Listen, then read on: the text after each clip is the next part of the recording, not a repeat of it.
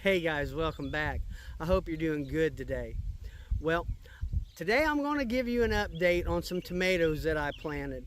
And I made a video on using only one amendment that was cheap. Anybody can get this. And it was kind of an experiment, and I really think that in theory this is going to work good. And so I'm going to show you the results so far and what I like, and one thing that I'm kind of worried about, but I'm going to show you a couple different varieties of tomatoes that I did this with. So let's go ahead and get started. All right, so here's my 3 tomatoes that I'm using for this experiment. 2 of them are San Marzanos, and 1 of them is a Beefmaster.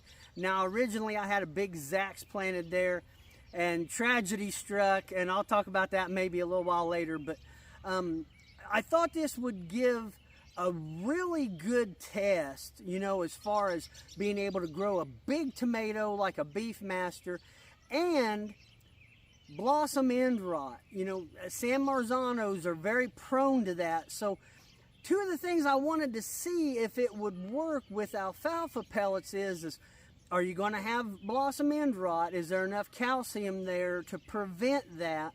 And 2, is there enough, fertilizer there to grow a decent tomato? And so I'm going to show you a couple of these up close where you can see the results so far. And that's the questions that I'm going to try to answer with doing this experiment, because like I say, it would be just so nice to be able to dig a hole, put alfalfa pellets in it, let them age for a little bit, and then plant a tomato. Now over there I've got chicken manure, very aged chicken manure I planted tomatoes in, and rabbit manure with alfalfa pellets. And I know they work good, but people, not everybody has access to some of these materials, so it would just be great to know that this would work. So let me show you some of these results that I've got so far. All right, so the first one I'm going to show you is a San Marzano. And let's just take a look and see how it's doing. Now you can see it's starting to get some decent blooms on it. It is definitely not the biggest tomato that I have, this year, but it is looking pretty good. And then you come down here and it's got a couple of tomatoes, and you can see no blossom end rot. There's one over there, and it's looking pretty good too. So that's what it looks like. Now let me take you over here and show you the Beefmaster. Okay, so here's the Beefmaster. Now it has a lot more blooms on it. Again, this probably isn't the biggest tomato plant that I have ever grown, but you take a look down here and it's getting tomatoes. No blossom end rot on them. Actually I think they look pretty good. Just not as big of a plant as some in where I've got my other tomatoes planted. Now I had a big Zac here, and what happened was I had started that big Zac from seeds, and it wasn't a great big plant, but right after I planted it, we got like 2 inches of rain, and it did cool down just a little bit, and I don't think the plant was just able to overcome all that water, and it died. That's why I went with a beefsteak a Beefmaster, because I'm still going to see if I can get a big tomato. Now, let me tell you what I think is going on here, good and bad, using these alfalfa pellets.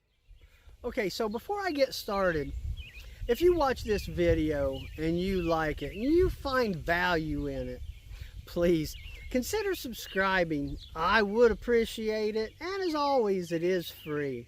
So let's start with what I'm kind of worried about, don't like. That is the size of the plant, okay?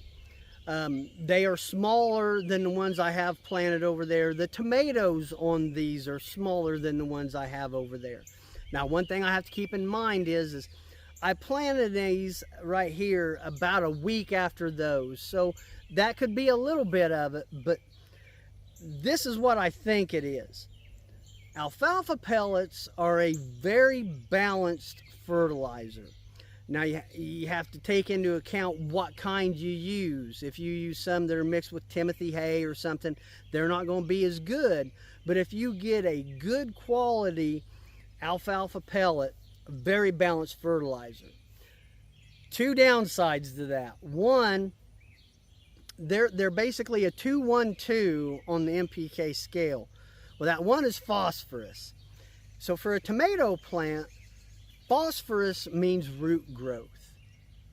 And so I'm wondering if the roots aren't just quite big like they would be on my other plants, and so they're not getting the nutrients that they need. That's something I'm going to have to just kind of keep an eye on. The other thing is alfalfa pellets are a slow release nitrogen. So, you know, again, that goes to growing the size of that plant. You're not going to get a big amount of nitrogen at one time.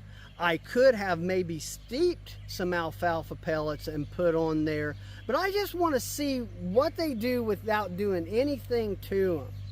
So that's kind of my concern. Now, what I do like is the plants themselves look really good. They're getting some good blooms on them. You know, even though they're not as bushy and as thick as the other ones, they do look good. They're nice and green. You know, no really signs of disease or anything. So that I like. No blossom end rot.